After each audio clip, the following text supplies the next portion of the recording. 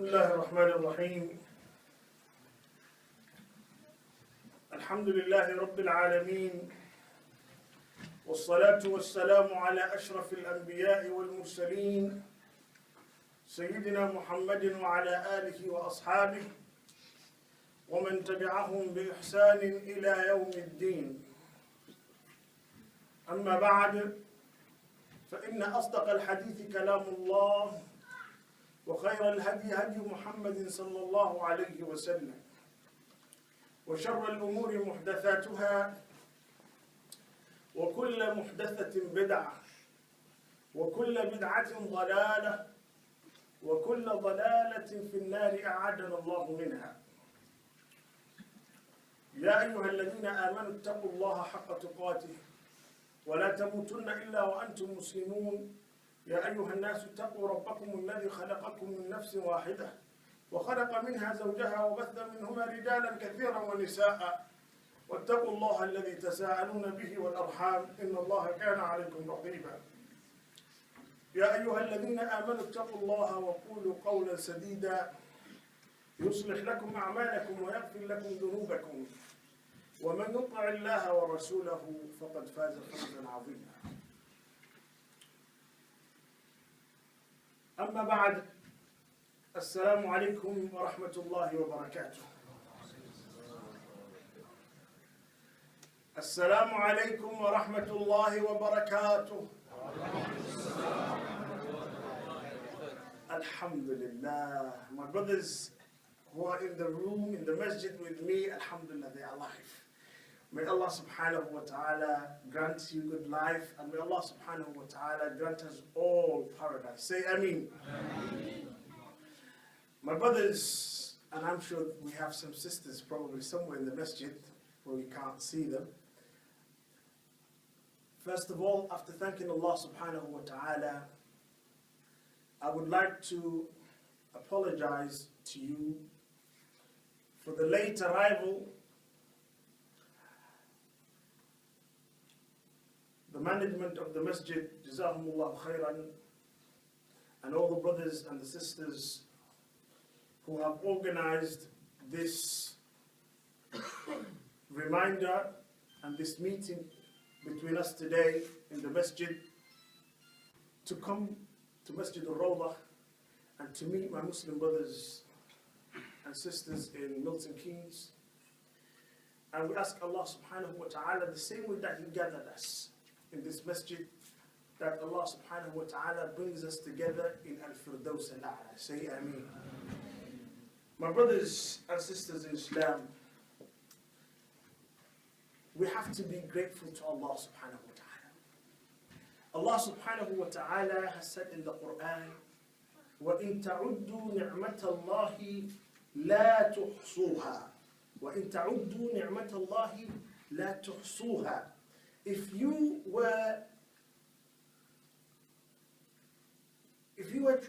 have tried to count the number of bounties that Allah subhanahu wa ta'ala has given to you, Allah subhanahu wa ta'ala has said you would not have been able to count it. I will just tell you this. In the day of judgment, a man is going to come. This man has worshipped Allah subhanahu wa ta'ala for 70 years. 70 years he was a devout worshipper of Allah subhanahu wa ta'ala. So, as we all know, the Prophet sallallahu alayhi wa sallam has said, no one is going to enter in paradise with his amal, with his actions. But everyone, inshaAllah ta'ala, will enter and will be given the opportunity to enter paradise because of the mercy of Allah subhanahu wa ta'ala. The companions, they asked the Prophet, is that including you as well? The Prophet sallallahu alayhi wa sallam has said, including myself. Let us remind ourselves, my brothers and sisters in Islam, we will never be able to do enough to deserve to enter paradise if it wasn't out of the mercy of Allah subhanahu wa ta'ala. This man who has worshipped Allah subhanahu wa ta'ala for 70 years, Allah will say to the angels, let him enter my paradise because of out of my mercy.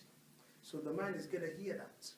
And he's going to say to Allah, oh Allah, not that.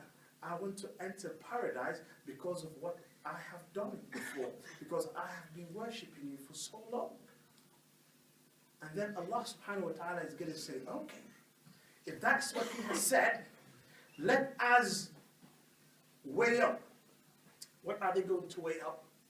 Allah subhanahu wa ta'ala is going to say, let us weigh up and put it on the scale one single bounty that I have given this person and all the actions that he has done over the 70 years.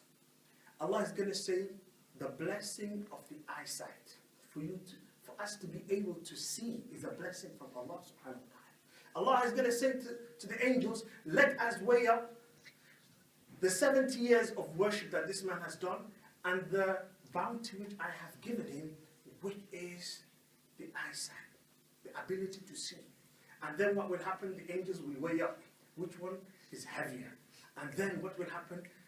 The outcome is going to be the bounty and the blessing of your eyesight will actually weigh heavier, than the 70 years of worshiping Allah subhanahu wa ta'ala.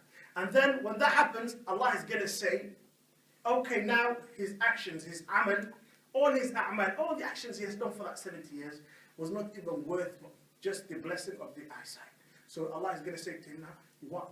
Do you have any action? Do you have enough amal? Do you have enough rewards to go to paradise? He has got nothing right now. And Allah is going to say to him, take him to hellfire.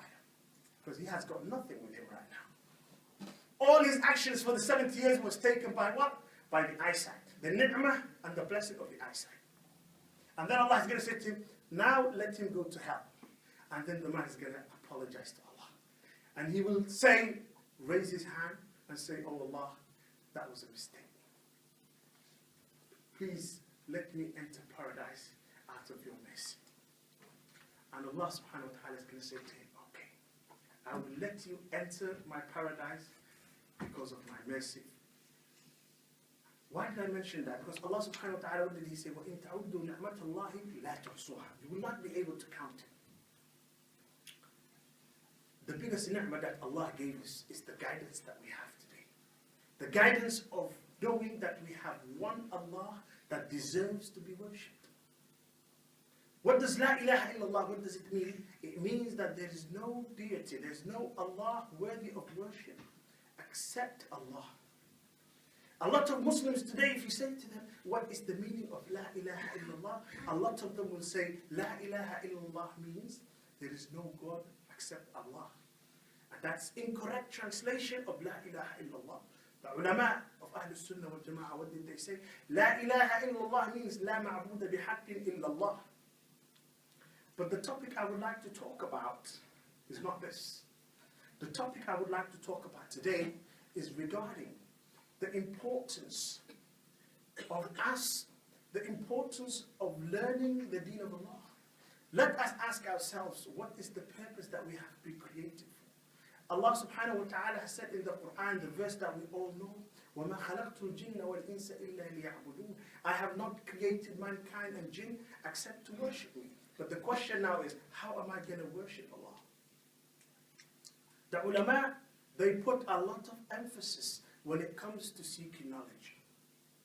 I remember when I was at the University of Medina, by the grace of Allah subhanahu wa ta'ala, when the great mashayikh, when they come and visit us in the Jamia, the likes of Sheikh Al-Fawzan, hafidhahullah ta'ala, Sheikh Al-Luhayda, Sheikh Sa'ad Al-Shithri, and other mashayikh,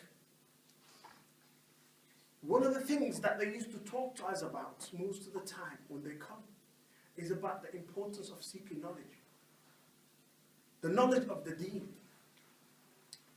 What do we mean by seeking knowledge? And today, inshaAllah ta'ala, tonight, I'm going to try and talk about the importance of seeking this knowledge. And it is actually between life and death. Lack of knowledge could cost you the life that Allah has given to you. And having knowledge can save you. Having knowledge can save you from hell. And having knowledge can be the reason for you to go to paradise. Allah subhanahu wa ta'ala, what did He say in the Quran? قُلْ هَلْ يَسْتَوِي الَّذِينَ يَعْلَمُونَ وَالَّذِينَ لَا يَعْلَمُونَ. Those who have knowledge, oh Muhammad, say to the people, those who have knowledge and those who do not have knowledge, are they equal in the eyes of Allah subhanahu wa ta'ala? Are they equal? In the eyes of the people, they are not equal. That's the answer. Allah subhanahu wa ta'ala has mentioned in other verses the importance of seeking knowledge. But I don't want to mention all those ayat. We have a lot of young brothers sitting here today. And normally when I give a reminder to myself more than anyone else, and also to my other brothers and sisters in Islam, I always like to ask the youngsters, what you need to do is like when you come and attend a lecture in the masjid, you should write it down. You should make note, because you might not have the chance to hear this again, and you will benefit from it. Unless you are like Imam al-Bukhari. Unless what? You are like Imam al-Bukhari. The question now is, who is Imam al-Bukhari? I need one of the youngsters to raise his hand and say the name of Imam al-Bukhari. Everyone is quiet. The youngsters especially. The fathers, they know who Imam al-Bukhari is. But the youngsters, who is Imam al-Bukhari? Okay. Who wears number 7 for Manchester United? Yes. The young boys. What was his name? I told you, the fathers are sitting here today, and the mothers, MashaAllah. I told you.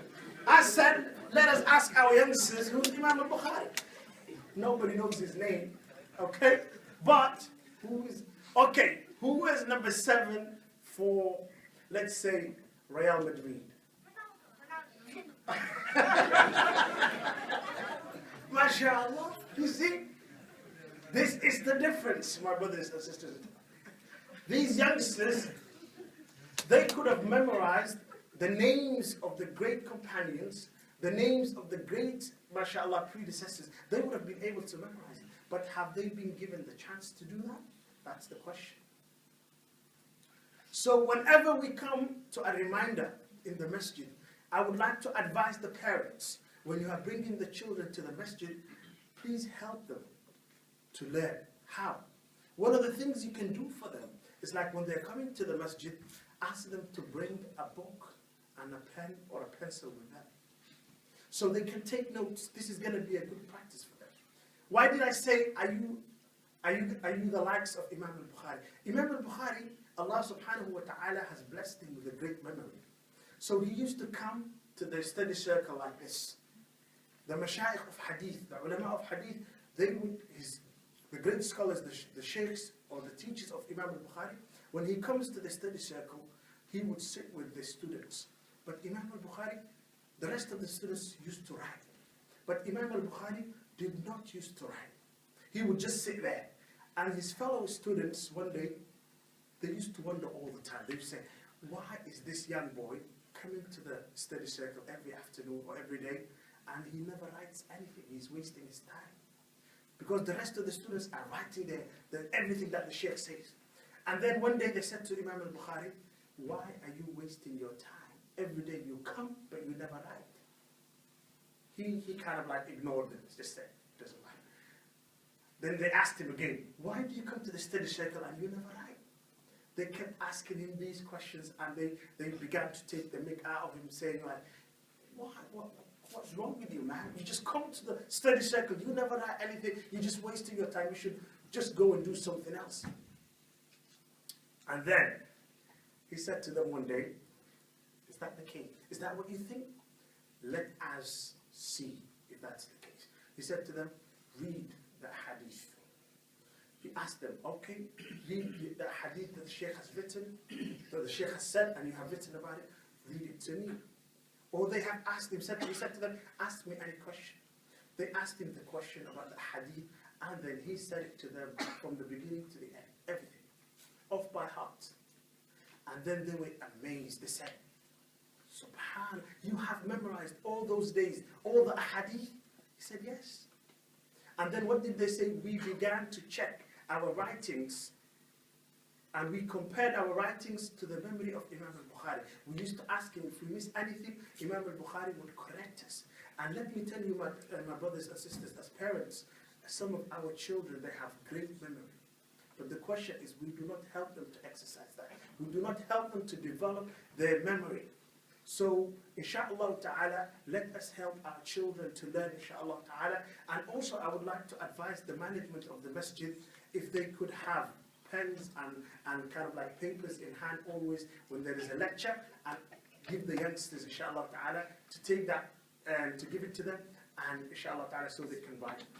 So what is the topic that we're going to talk about today? This is the topic, the importance of learning. But most of you will be saying, what knowledge is Muhammad Ali talking about? The knowledge I'm talking about is the knowledge of the deen. That's the pinnacle. The knowledge of the deen is the pinnacle. كما قال الشافعي العلم قال الله وقال رسوله. العلم قال الله وقال رسوله. وما سوى ذاك وسواس الشياطين. The ilm, the true knowledge that we are talking about, is Allah has said and the Prophet sallallahu alaihi wasallam has said. The rest is just the whispering of shaitan. That doesn't mean we don't learn anything else. We learn other things, but the knowledge, the true knowledge that will help you survive in this life and the hereafter, is the knowledge of Allah subhanahu wa ta'ala and the Prophet sallallahu alaihi wasallam. My brothers and sisters in Islam, wallah, we will not be able to get the honor, the respect that we are all looking for without seeking the knowledge of Allah subhanahu wa ta'ala. All the youngsters today, they want fame, they want money, they want recognition, all of these things. But where can you get all of that? It's from the kitab and the sunnah of the Prophet ﷺ. But I will come to that, and I will talk to you, inshallah ta'ala, about this. But before that, my brothers and sisters in Islam, seeking the knowledge of Allah subhanahu wa ta'ala is absolutely paramount in our religion. Allah subhanahu wa ta'ala, what did he say to his prophet? فَاعْلَمْ أَنَّهُ لَا إِلَهَ إِلَّا اللَّهِ. Know and have the knowledge that there is no Allah, there is no deity worthy of worship except Allah subhanahu wa ta'ala. And the Prophet sallallahu alayhi wa sallam has asked Allah subhanahu wa ta'ala to increase him just one thing, and that's the knowledge. What did Allah subhanahu wa ta'ala say to the Prophet? وَقُلْ رَبِّ زِدْنِي عِلْمًا. Say, Muhammad, O my Lord, increase me in knowledge. The Prophet ﷺ has never said to Allah, oh Allah, give me money. Make me the wealthiest man ever. Make me the most powerful physically. Allah subhanahu wa ta'ala has ordered his Prophet to ask him one thing, and that was increase in knowledge. My brothers, the young brothers, I'm gonna ask you questions today. Has anyone heard Imam Abu Hanifa? I'm talking to the youngsters. Anyone heard Imam Abu Hanifa? No. Anyone heard Imam Malik? The youngsters. Imam Malik. MashaAllah, you've heard about him? Excellent. Anyone heard about Imam al-Shafi'i? Huh? Yeah. Anyone heard about Imam Ahmad ibn Hanbal? Not many people. Have you heard about Imam Abu Hanifa? Yeah. What do you know about him? How long ago do you think he was alive? I'm not sure, but I know that he was like them four, like four major sheikhs. The four major Imams, mashallah. What are they known for? The four great Imams. Yeah, school of thoughts. The school of thoughts, mashallah. Excellent. What's your name? Who do you think is the oldest out of the four? I'm not sure. You're not sure. MashaAllah. Excellent. Today I'm going to tell you, I'm going to give you some facts. and I want you to memorize. And then what I'm going to do at the end of the reminder, I'm going to ask you these questions. Everyone, I want you to try and memorize today. No writing, okay? The young boys, no writing, and you should not get any support from your father later on, okay? Everyone try and memorize. Imam Abu Hanifa, out of these great 4 Imams, Imam Abu Hanifa is the oldest in terms of time-wise. He was the one who came first. I'm going to tell you a couple of things from each Imam. Imam Abu Hanifa, he was born the year 80 Hijrah. It's a fact. You need to memorize it. He died the year 150 Hijrah. The question now is, what do we mean 80 Hijrah? Anyone knows what Hijrah is? Yes, mashallah, what is it? Barakallahu feek. Excellent. That's the Islamic calendar. When the Prophet ﷺ migrated from Mecca to where? To Medina. That's when our calendar, Islamic calendar, when did it start? When did it start? Who's going to remind me now? It started when? The Prophet ﷺ migrated from where? Mecca to where? To Medina. Very good. Who can tell me right now? Who can tell me? I said Imam Abu Hanifa was born the 80 Hijrah. Who can tell me? There's a brother who's writing on his phone. Nobody should write on his phone. So just try to memorize it. Okay. Now, who's going to tell me, inshallah ta'ala, what was the time difference when the Prophet ﷺ has passed away and the time that Imam Abu Hanifa was born? What was the time lapse? Yes? MashaAllah. What's your name, brother? Yahya. MashaAllah. Yahya is doing very well. MashaAllah. I'm very proud of Yahya. He's doing very well. The Prophet ﷺ has died almost the 10th or the 11th year of Hijrah. MashaAllah. MashaAllah. Excellent, Yahya. Yahya is doing so well for the masjid. Guys, you have to give him a present later on, inshallah. He's doing very well, Yahya, mashallah. So right now, bi'idhnillahi ta'ala, Imam Abu Hanifa, these are some of his facts. The other fact I'm going to give you, Imam Abu Hanifa, when he died in the year, which year did I say? 150 Hijrah. The next question, or the next information I would like to give you, who is the second oldest Imam you think? The first Imam was Abu Hanifa. Who do you think is the second oldest? MashaAllah. Yes, Yahya. Imam al-Shafi'i. I'm going to give another chance. Yes, try. Yes, yeah, you. Imam Ahmad. There's one more chance. Who's the last one? Yes, the youngest, yes, at the back. Who is he? Okay. Who's going to tell me from here? Yes, the brother at the back, yeah? Imam Malik, mashallah, yes. So, Imam Abu Hanifa, then Imam Malik, mashallah. Imam Malik, he was born the year 93 Hijrah. And he died the year 179 Hijrah. The next question, who is the third oldest of the four Imams? Who do you think is good? Yes? Imam Ahmad. One chance. Who's going to be? Yes? Imam al-Shafi'i. Okay. Who's the youngest out of the four? No, the youngest out of the four. Ahmad, mashallah. Imam Ahmad. Excellent. Imam al-Shafi'i, rahimahullah, he was born the same year that Imam Abu Hanifa has died. MashaAllah. Which year did he die, Imam Abu Hanifa? 150, mashallah. And then Imam Shafi'i was born. When do you think Imam Ahmad was born? But before I go to him, Imam Shafi'i, when did he die? He died the year 204 Hijrah. Why am I giving you these numbers today? Because numbers show how much you can memorize. I'll just give you numbers, just like that. A lot of people don't like numbers. They normally don't like this. They say, no, we don't like numbers. We don't want to remember numbers. 204. And Imam Ahmad ibn Hanbal, when was he born? I'm going to test the youngsters today, inshallah ta'ala. Imam Ahmad ibn Hanbal, when do you think he was born? I'll tell you, 164 Hijrah. Everyone just memorize it. And when did he die? 241 Hijrah. Look, the 4 Imams you used to hear about them before, look at the time they actually started. The oldest one was, which year was it? 80 Hijrah. And the last one, when did he die? 241 Hijrah. MashaAllah. Keep that in your mind.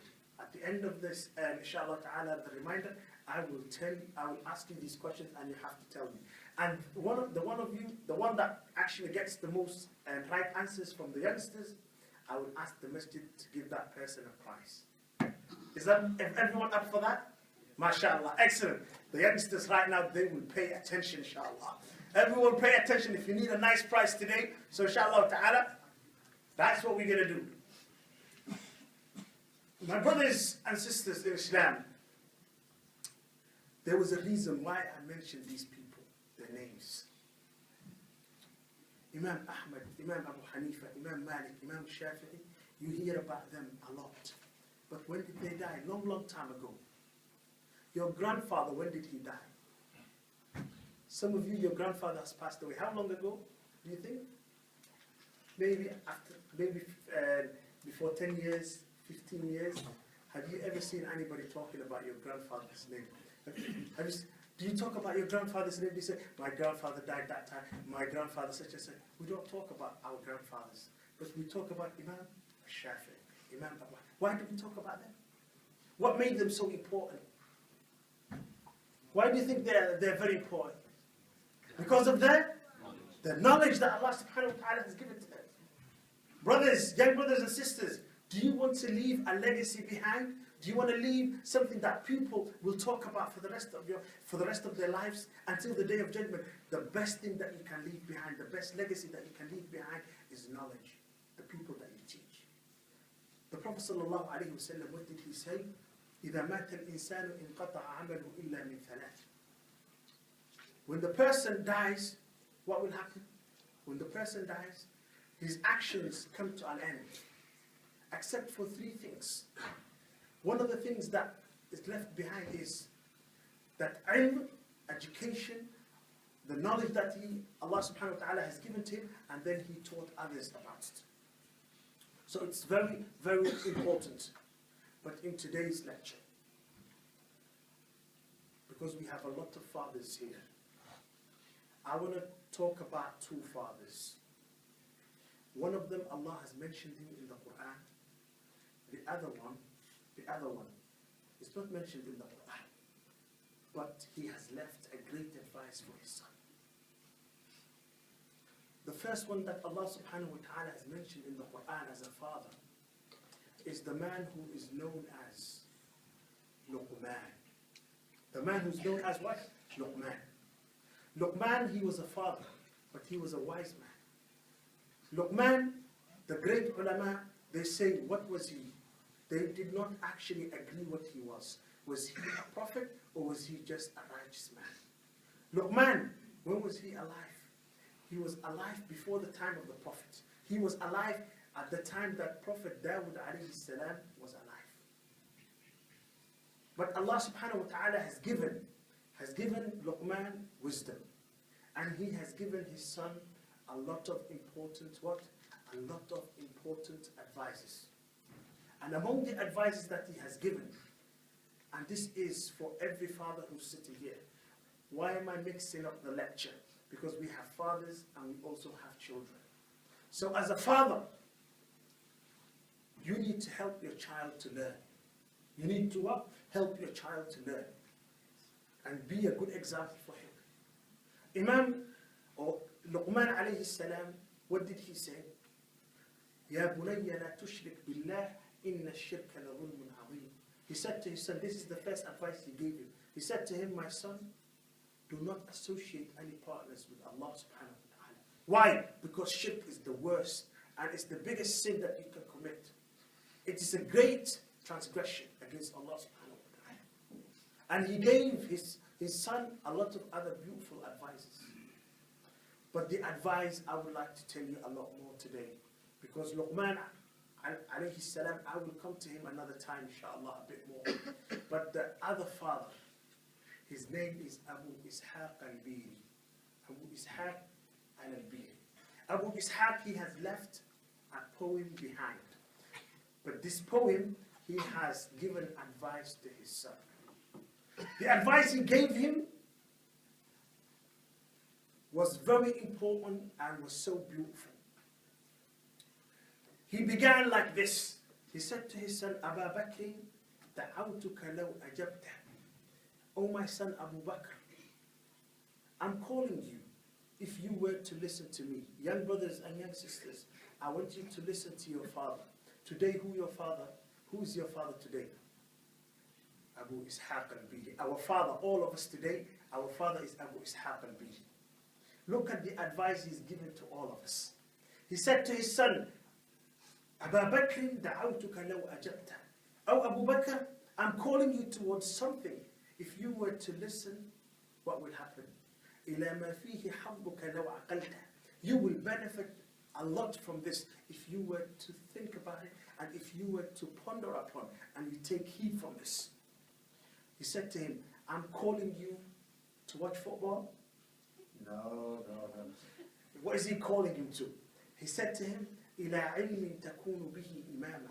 I'm calling you, he said to his son, I'm calling you towards knowledge that will make you an imam. Abu Hanifa, what made him imam? Knowledge. Imam al-Shafi'i, what made him imam? Is it because that he was good at computer games? No, didn't it? Yeah, he wasn't good at computer games.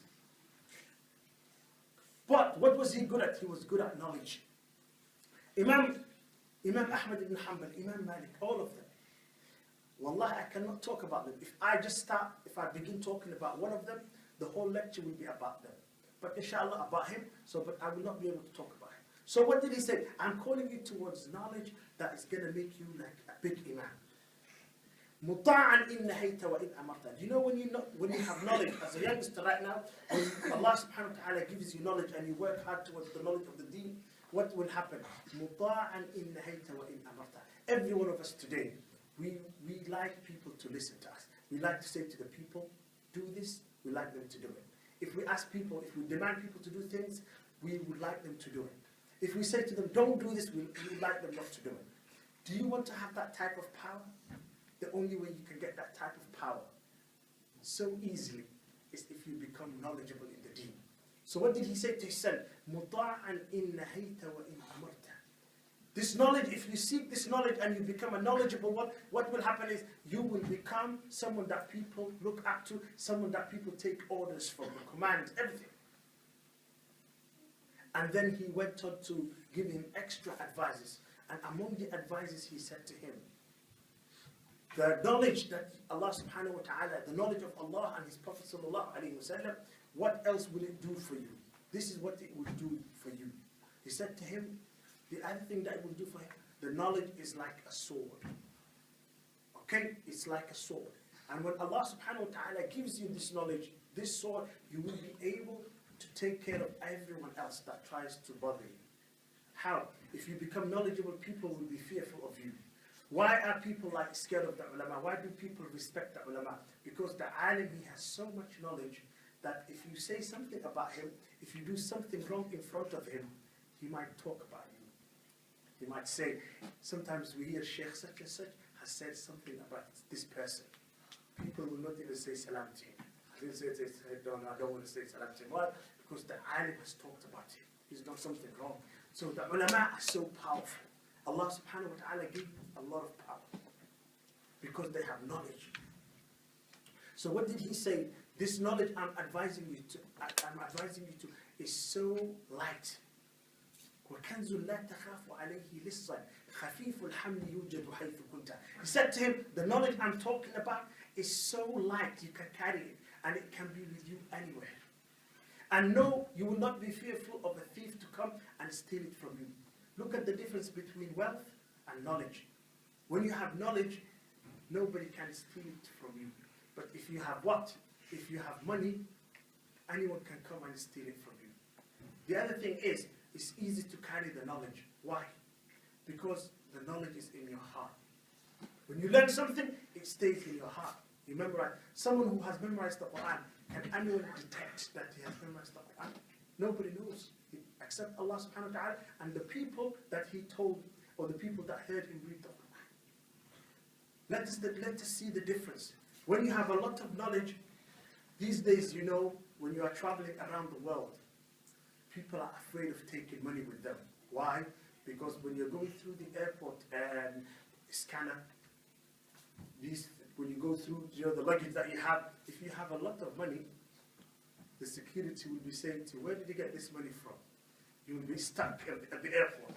Okay? You can't carry too much money today. But when you have a lot of knowledge, can anyone detect how much knowledge you have? You'll just go through any scanner in the world and no one can tell this person is iron. You're just going to go through it. But if you're a rich person and you're carrying a lot of money, you will be scared of the thieves, you will be scared of the government, you will be scared of everybody. Because you will think that you're going to get yourself into trouble. But when you have knowledge, it's so nice and easy. The other thing, what did he say to his son? Another advice he gave him. He said to him, وَتُوجَدُ إِنْ عَلِمْتَ وَلَوْ فَقِدْتَ. وَتُوجَدُ إِنْ عَلِمْتَ وَلَوْ فَقِدْتَ. This is the different. Or وَتُفْقَدُ إِنْ جَهِلْتَ. What will happen when you have not got knowledge? When you have not got knowledge, what will happen is, even if you are present and alive, people will not miss you. There are so many people who are alive today, but nobody mentions their name. But the people who have passed away a long time ago, people mention them. وَتُفْقَدُ إِنْ جَهِلْتَ وَلَوْ وُجِدْتَ وَتُوجَدُ إِنْ جَهِلْتَ وَتُوجَدُ إِنْ عَلِمْتَ وَلَوْ فُقِدْتَ. He said to him, you will be present with the people even after you have passed away, as long as you had knowledge. Therefore, my brothers and sisters in Islam, it is very important that we seek the knowledge of Allah subhanahu wa ta'ala. I know that you have been waiting today for a long time. You came early for the talk. Alhamdulillah, you had lectures and reminders from Sheikh Abdul Qadir on Saturday and probably yesterday. And Alhamdulillah, I've just met Sheikh Abdul Qadir back in London today. And he was saying to me, why are you still in London? People are waiting for you in Milton Keynes. So I had to come here very quickly. Alhamdulillah, you have gathered a lot of knowledge from the Mashaykh. So inshallah ta'ala, what I need to tell you is, you've heard the advice that the father has given to his son. And this advice is so beautiful, so beautiful. But one day I will come back to you, inshallah ta'ala, and I'm going to teach the youngsters the advice that Abu Ishaq al-Bidi has given to his son in much more detail. Today I just gave you a few bits, here, a bit from here, a bit from there. But that time, inshallah ta'ala, one day I will probably come back and then I will give you the advice that Abu Ishaq al-Bidi has given to his son, and a lot of you will love to become ulama. It's so beautiful. Okay? It will give you the encouragement to learn the deen. But today, since I was talking about the importance of seeking knowledge, today is so, so important, especially for our youngsters, our youth. They have to seek the knowledge. If they do not seek knowledge, they could actually lose their lives. They could lose their life in this life, and in the hereafter they could be punished.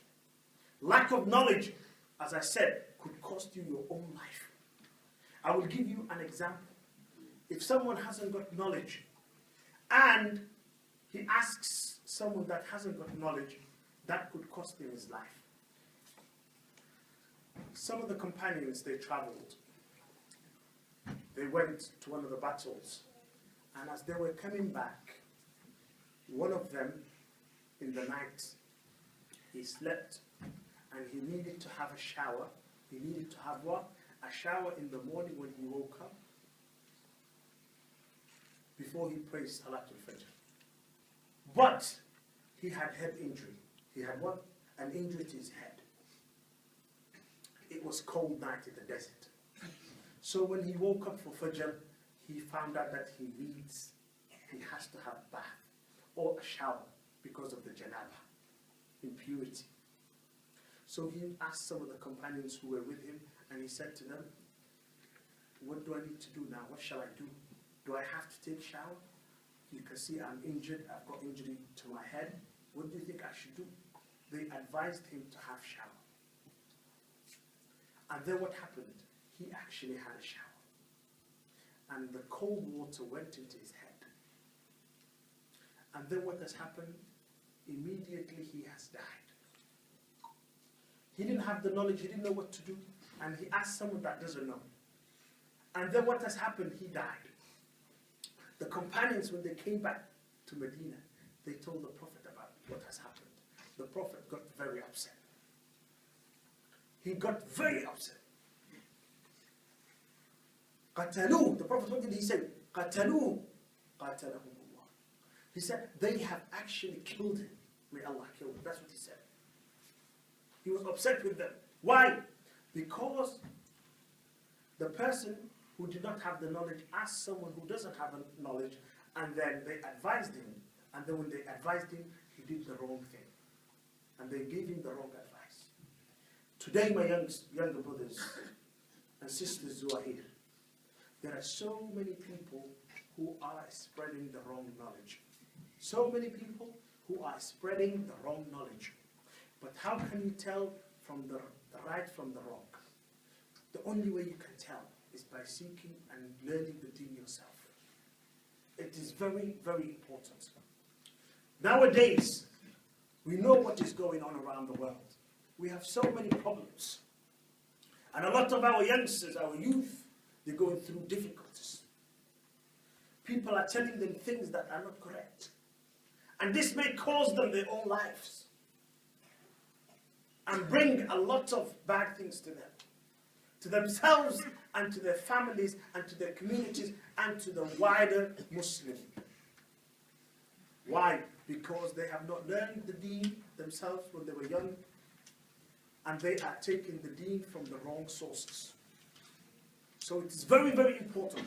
The message I would like to give you today, which is very relevant today, we know what has happened last week. We know what has happened last week.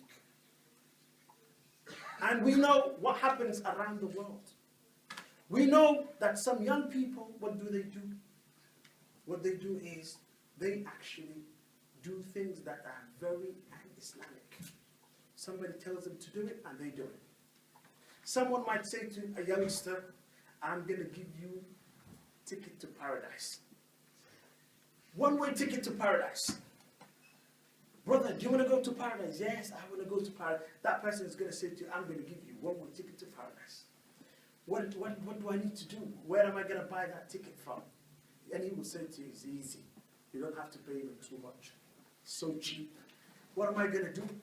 That person is going to tell the youngster, this is what you need to do. You need to blow yourself up. Where am I going to blow myself up? It's there and there. And why? You said you want to go to paradise, and I'm telling you this is the ticket to paradise. If somebody says to you, I have the ticket to paradise for you, you need to say to them, please, you need that ticket more than I do. You need it, because how can you give it to me? Okay, imagine if nobody would even give it to you a plane ticket today. If you say if somebody buys a ticket today to Dubai, have you ever seen someone giving another person a ticket and say to him, I can't be bothered going to Dubai. You take my ticket for free. People say, no. Someone who wants to go to paradise, who knows the ticket to get to paradise, and he's giving other people, but he doesn't want to take it himself. That shows that what he's telling you is not right. Straight away, you say to him, you take that ticket. I don't need it. Okay? You do it first, and then I'll take the second ticket. Okay, you do the first one, I'm going to get the second one, okay? The second flight, okay? I'm going to miss this first flight. You take the first flight, I will come next. They're not going to do that. Okay, therefore you need to be smart.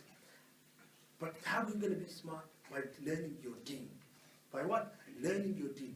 These days it's very important for our youth to learn. And we have to teach them the correct deen.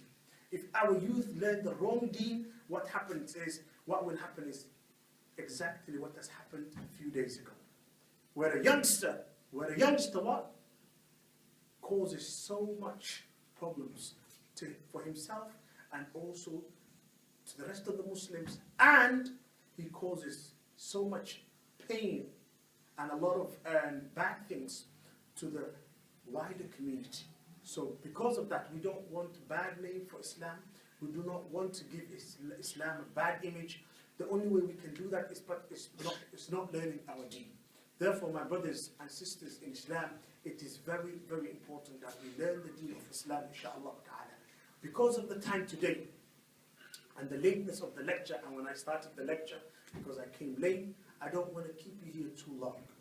Inshallah ta'ala, in the future, bi'idhnillahi ta'ala, because I live an hour and 40 minutes away from here, and I know Brother Ali at the back will call me, inshallah ta'ala, and will see me in Sheffield, and will say to me, Muhammad Ali, we need you to come to Masjid al-Rawda again, inshallah ta'ala, and the brothers from the Masjid, inshallah ta'ala, if we have time, hopefully we will come back, inshallah ta'ala.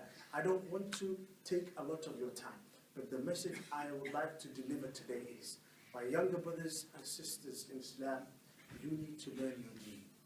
There is nothing better than learning the deen. And as parents, you need to learn the deen yourselves, and then you will be able to help the youngsters. Unfortunately, today what happens is, the parents are neglecting the deen. And when the parents neglect the deen, what do you expect from the youngsters? Imagine a father dropping off his son and his daughter to the masjid. They will bring them to the masjid, to the madrasa, and the father will never even come to the masjid. He will drop them off there and will say, excuse me, sir, my son, go to the madrasa, I'll see you 8 o'clock tonight. That's goodbye, and he will leave. The father, when he gets home, or the mother, when they are at home, they will say to the son, go upstairs and read Quran.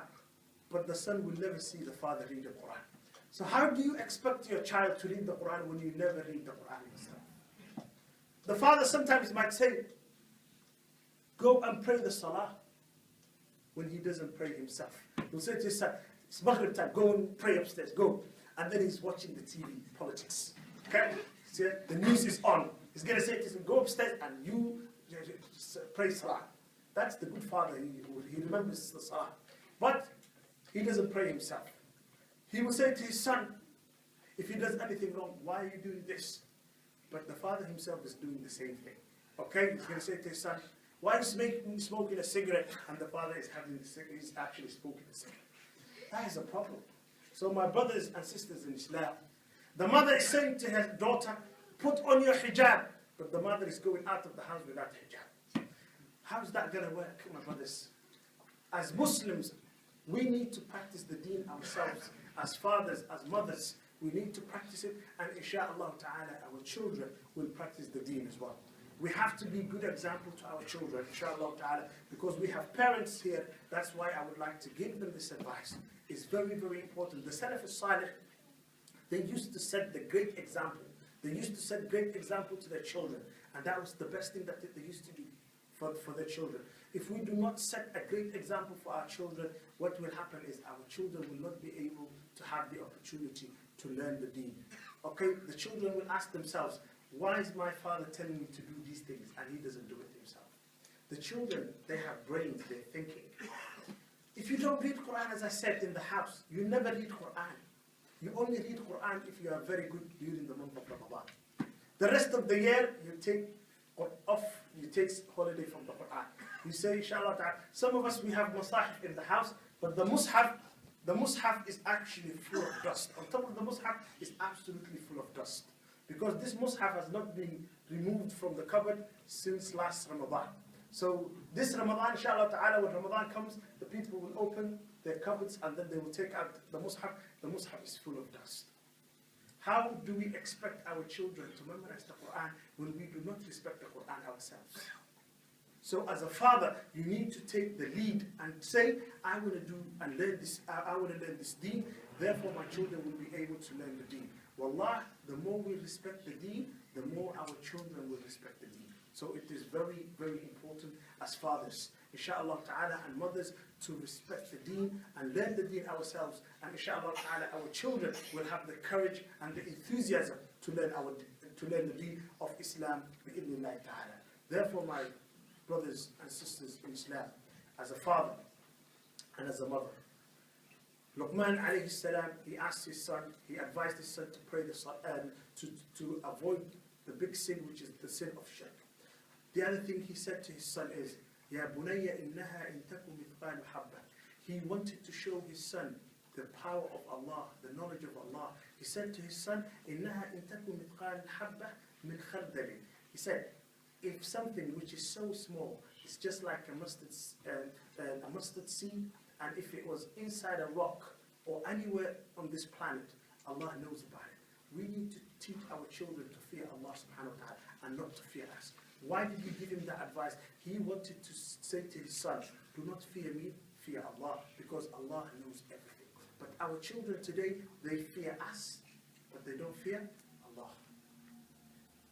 If we do not teach our children the Tawheed and the Aqidah, how are they going to fear Allah? The children will do good things in front of us, but they will do bad things behind us. Why? Because we did not actually make the link between Allah and themselves. We did not say to our children, you need to fear Allah because He's your Lord. He's the one who's looking at you all the time. He's the one who knows what you are doing, whether it's minor or major. He knows everything. Allah subhanahu wa ta'ala, His knowledge, how much is it? It's so big, it's so vast. Allah subhanahu wa ta'ala, as we know, as Ahlul Sunnah wal Jama'ah, what do we believe? يَعْلَمُ مَا كَانَ وَمَا يَكُونُ وَمَا سَيَكُونُ وَمَا لَمْ يَكُنْ أَنْ لَوْ كَانَ كَيْفَ يَكُونُ. This is the knowledge of Allah, my brothers and sisters in Islam. Allah subhanahu wa ta'ala, He knows the past. Allah knows what is happening now. Allah knows what is going to happen in the future. Allah knows what will not happen if they were to happen, how they would have happened. That's the knowledge of Allah subhanahu wa ta'ala. If we know that Allah has got that power, Allah subhanahu wa ta'ala knows us that much, and He knows everything so much, we would have a lot of fear of Allah subhanahu wa ta'ala. But today our fear from Allah subhanahu wa ta'ala is so minimal. We fear people, but we don't fear Allah. We do the halal things when people are looking at us. We do the haram things when people are not looking at us. Look at that. Therefore, inshallah, my brothers and sisters in Islam, we need to practice the deen in our hearts. We need to practice the deen in our hearts, and inshallah ta'ala, our children will have the courage to do that. Who's going to remind me? The youngsters. Imam Abu Hanifa, when did he die? Raise your hand if you know. Yes? MashaAllah. What's your name? Jibreel. Excellent. I'll keep your name, inshallah. Okay, the next question is this. Imam Ahmad ibn Hanbal, when was he born? Let's see how much you have memorized. Yes? 164. MashaAllah, MashaAllah. Your name? Faisal, MashaAllah. Excellent. The next question. Imam Ash-Shafi'i, when did he die? And yes, the blue top, yeah. When did he die? The number is, yes, at the back? 204 Hijrah, MashaAllah. Excellent. MashaAllah, we have a lot of clever students in this masjid. That is nice, inshallah ta'ala, so it's good. Inshallah ta'ala, I like to see, MashaAllah, students who are like that, who are eager to learn, and they have memorized a lot of things like that. Next question. Imam Malik, when did he die? Okay, yes, you brother. Pass. Imam Malik, I said. Yes. Pass. Okay, yes. No, pass. Yes, in the back. When did he die? I'm asking the question, don't mix it up. When did he die? I need a new face. Yes. 174. I need a new face. Okay, yes. 179, mashallah, for the facer. Excellent, mashallah. He's a bit senior, but mashallah, he's doing well. Excellent. Mashallah. He's a student of knowledge, mashallah. A lot of the ulama, they have started seeking knowledge when they were his age. Imam Ibn Hazm, rahimahullah, he was much older than him. Some of the ulama, they started seeking knowledge when they were much older than him. But a lot of them, they started seeking knowledge when they were at his age or even younger. So inshallah ta'ala, Imam Ibn Hazm, I don't want to talk about him today, because when did he start seeking knowledge? He was much older than him. But he became one of the great ulama of Islam. So inshallah ta'ala, so that was good, Faisal, mashallah. And Faisal, I met him on Friday as well. And we met last year, mashallah, in Ramadan, when we went to Mecca and Medina. And mashallah, on Friday when I met him, he was asking me a lot of important questions from the deen, and he was seeking knowledge, and that's a good path, mashallah. Jazakallah khair, Brother Faisal, yeah? Keep working hard, mashallah. Jazakallah khair. Make dua for Faisal, inshallah, all of you. Say mashallah, all of you. MashaAllah. It's very important that we say mashallah. Excellent. Therefore, inshallah ta'ala, my brothers and sisters in Islam, and I would like to ask the idara of the masjid, all the brothers, the young brothers who correctly answered the questions, to be given a present. Is that okay, brothers? Or is that too much for the masjid? Barakallahu feekum. And I hope, inshallah ta'ala, I've not taken a lot of your time. Whatever that I have said that was correct is from Allah subhanahu wa ta'ala. If I have said anything wrong, that was from myself and from shaitan, inshallah ta'ala. Until we meet another time, inshallah ta'ala, I would like to say to you, Assalamu alaikum wa rahmatullahi wa barakatuh. And forgive me, inshallah ta'ala. And hopefully, next time, inshallah ta'ala, I will be on time. And inshallah ta'ala, we will be able to spend extra time. And hopefully now I would like to leave as soon as I can, inshallah ta'ala, because we left Sheffield, as I said, early this morning. And hopefully we want to go back, inshallah ta'ala, as early as we can. And hopefully you will forgive us, inshallah ta'ala. Barakallahu feekum wa jazakumullahu khairan. Wassalamu alaikum wa rahmatullahi wa barakatuh.